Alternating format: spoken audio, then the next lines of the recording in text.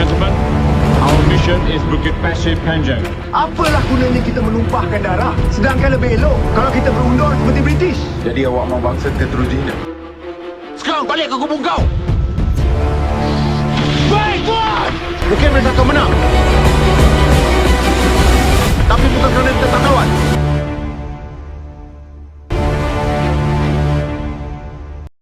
Assalamualaikum warahmatullahi wabarakatuh. Hai guys, saya Shasha. Dan saya Nafis Alimi.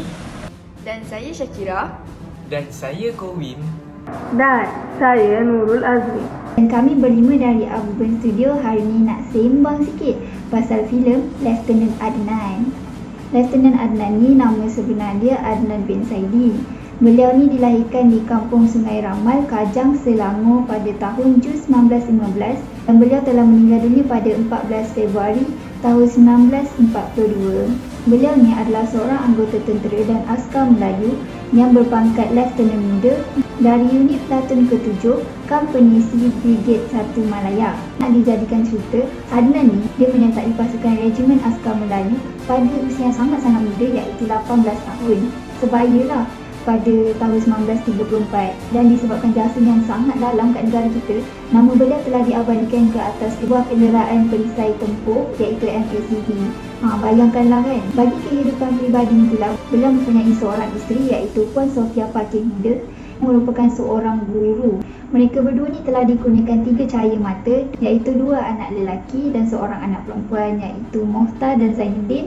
Dan manakala anak perempuan ni pula telah meninggal dunia masa bayi lagi. Filem ni dikategorikan sebagai sebuah filem patriotik Malaysia yang diadaptasikan dari kisah sebenar lah. Filem ni telah ditayangkan pada 31 Ogos tahun 2000 sempena Hari Kebangsaan kita.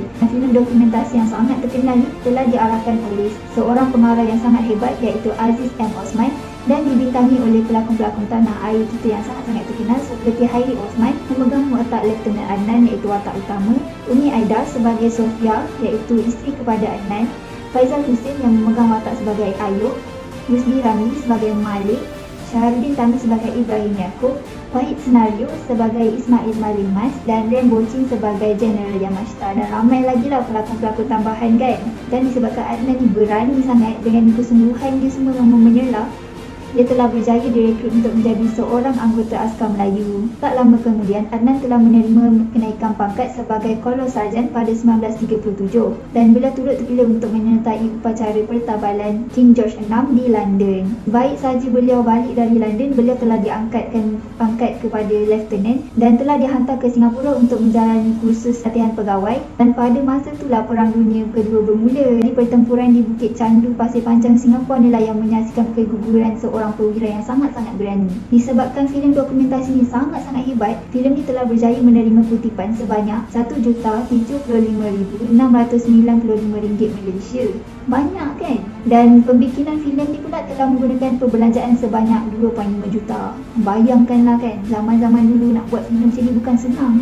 Tapi bila dah diadaptasikan tu, memang betul-betul daripada kisah sebenar, memang nampak lah kan. Yang hebatnya, diorang telah mengambil seorang anggota tentera iaitu Tuan Haji Ghazali bin Haji Ismail memainkan watak sebagai Sarjan Ibrahim. Anggota tentera yang sebenar lah tu kan. Bayangkan filem ni diorang guna pelakon daripada anggota tentera. Nampak real kan? Jom. Sebelum tu, macam mana sebenarnya cara pembikinan filem ni sampai gempak macam ni nanti? Lah zaman dulu bukannya ada teknologi macam sekarang kan. So macam mana sebenarnya diorang jadikan filem ni gempak hebat sampai dapat tontonan ramai macam ni? Okey Syasha, bagi menjawab soalan tersebut, banyak sangat teknik yang digunakan untuk menggempakkan lagi filem tersebut. Tapi bukan itu yang saya nak kongsikan pada hari ini. Saya nak kongsikan terdapat sesuatu teknik yang telah digunakan pakai oleh Cik Aziz yang didapati tidak begitu sesuai. Teknik tersebut dapat dilihat pada shot 729 hingga 737. Okey, Cik Aziz M. Osman itu didapati menggunakan teknik long shooting yang tidak begitu sesuai lah bagi pendapat saya, berbanding teknik cross cutting yang telah disarankan oleh Griffith. Apabila kita dapat melihat pada adegan tersebut, Ayub dan bersama rakannya sedang melarikan diri daripada kamp batalion, iaitu pimpinan Lieutenant Adnan itu sendiri. Jadi apabila Ayub dan rakannya melarikan diri, mereka terserempak dengan sekumpulan anggota tentera Jepun. Namun apa yang dapat dilihat, Ayub bersama rakannya berada di foreground, manakala pasukan tentera Jepun berada di background. So ia menampakkan titik terserempak itu agak terlalu tipis untuk penonton melihatnya. Jadi itu saja yang saya dapat kongsikan kepada anda semua, sedangkan masa pun tidak begitu memadai. Jadi saya rasa saya ingin mengetahui lebih lanjut tentang watak yang ada dalam filem ini. Jadi Syakira, awak boleh tolong saya kan? Lieutenant Adnan atau nama sebenarnya Adnan bin Saidi merupakan antara askar yang bijak. Kenapa? Kerana tahap kebijaksanaan beliau sangatlah tinggi, sehinggakan beliau dapat mengesan askar Jepun yang sedang menyamar menjadi askar India. Bukan itu sahaja, Lieutenant Adnan juga merupakan seorang askar yang berani kerana dia sanggup mempertahankan tanah air dan menentang tentera Jepun sehingga ke titisan darah terakhirnya tanpa menggunakan senjata. Sofia ini merupakan isteri kepada Lieutenant Adnan. Beliau juga seorang guru di sekolah Sungai Ramal dan telah berkhidmat daripada beliau berkahwin sehinggalah beliau kehilangan suami. Kalau korang nak tahu kan, Sofia ini merupakan seorang perempuan yang kuat dan bertanggungjawab. Kenapa? Sebab beliau berusaha bekerja menjadi seorang pelori getah dan juga petani demi menyara anak-anaknya selepas kematian suaminya. Okay, next, Pak Saidi. Pak Saidi merupakan ayah kepada Lieutenant Adnan dan juga suami kepada Mak Mila, iaitu Ibu Adnan dan juga Ibu mertua Sofia. Untuk pengetahuan semua, Pak Saidi sebenarnya berketurunan pahlawan, iaitu Datuk Siamang Gagap. Lieutenant Jeneral Tomoyuki Yamashita ini merupakan seorang askar Jepun yang bijak mengaturkan strategi peperangan. Seperti peristiwa, beliau dapat merangka serangan sehingga mampu menguasai Kelantan dalam jangka masa yang singkat. General A.E. Percival merupakan seorang pegawai British yang sangat berani menentang Jepun. Beliau juga bersungguh-sungguh mempertahankan tanah Melayu walaupun beliau mengetahui bahawa kekuatan pasukan British ini semakin berkurang. Kemudian, General A.E. Percival ini juga mempunyai keyakinan yang sangat tinggi sampaikan beliau membuat serangan balas terhadap Jepun dan masih yakin dengan kemampuan mereka walaupun mengetahui pasukan musuh mereka lebih kuat dan juga ramai. Tapi kan Wim, filem ni kan berdasarkan sejarah yang sebenar, tapi tepat ke semua sejarah yang ada dalam filem ni? Inilah yang aku nak kongsi sikit ni. Betul ke dia memang betul-betul ikut kisah sebenar? Sebenarnya ada beberapa part dan scene yang ditukar sikit oleh Aziz M. Osman untuk buat filem tu lagi gempak atau lagi menarik lah. Yang paling ketara sekali adalah nama isteri Adnan sendiri. Dalam filem, isteri Adnan ni bernama Safia, iaitu ejaan dia S-A-F-I-A.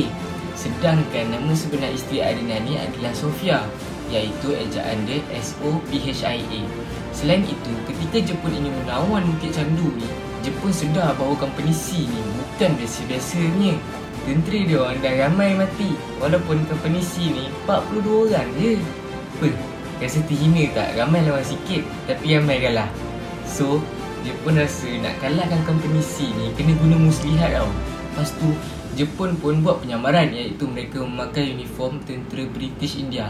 Tapi ketika diorang datang tu, Adnan dah pelik dah. Asal diorang jalan berempat kan? Sepatutnya bertiga kalau ikut cara kawat tentera British. Jadi dari situ Adnan dah tahu dah itu adalah muslihat daripada Jepun. Tapi dalam filem Lieutenant Adnan pula, Adnan ni dapat kesan dan bau-bau itu adalah askar Jepun dengan cara tengok diorang punya senjata. Dari jauh kan, Adnan tengok diorang pakai senjata Type 44. Senjata Type 44 ni bukan senjata British tapi senjata Jepun. Jadi dari situ dia dah dapat bau dah, yang itu sebenarnya penyamaran dan muslihat daripada tentera Jepun. Jadi dalam cerita ni mesti ada pengajaran, betul tak? Jadi Azrin, Awak rasa apakah pengajaran yang kita boleh dapat dari kisah Lieutenant Adnan ni? Betul juga tu. Setiap cerita mesti ada pengajaran. Pada pendapat saya lah kan, pengajaran terdapat dalam cerita ini adalah kita mestilah mempunyai semangat patriotik untuk mempertahankan negara daripada penjajah supaya masyarakat hidup dan damai. Pengajaran kedua terdapat dalam cerita ini adalah kita sebagai seorang ketua perlulah bertanggungjawab menjalankan amanah. Pengajaran yang ketiga dalam cerita ini adalah kita mestilah menyayangi kedua ibu bapa dan ahli keluarga. Selain itu, pengajaran yang terdapat dalam cerita ini adalah kita perlulah memiliki wawasan dan berpandangan jauh serta melengkapkan diri dengan ilmu pengetahuan agar menjadi masyarakat yang berjaya. Akhir sekali, pengajaran yang terdapat dalam cerita ini adalah kita mestilah bekerjasama dalam menjaga keselamatan masyarakat di tempat kita sendiri. Pengajaran-pengajaran ini boleh diamalkan dalam kehidupan kita, betul tak Kira? Jadi itulah kisah di sebalik filem Lieutenant Adnan. Banyak juga fakta-fakta menarik yang kita boleh belajar pasal asal-usul seorang perwira yang gagah dekat tanah air kita ni. Jadi sampai sini sajalah video kita untuk hari ini. Stay tune For the next Video. Assalamualaikum. Bye.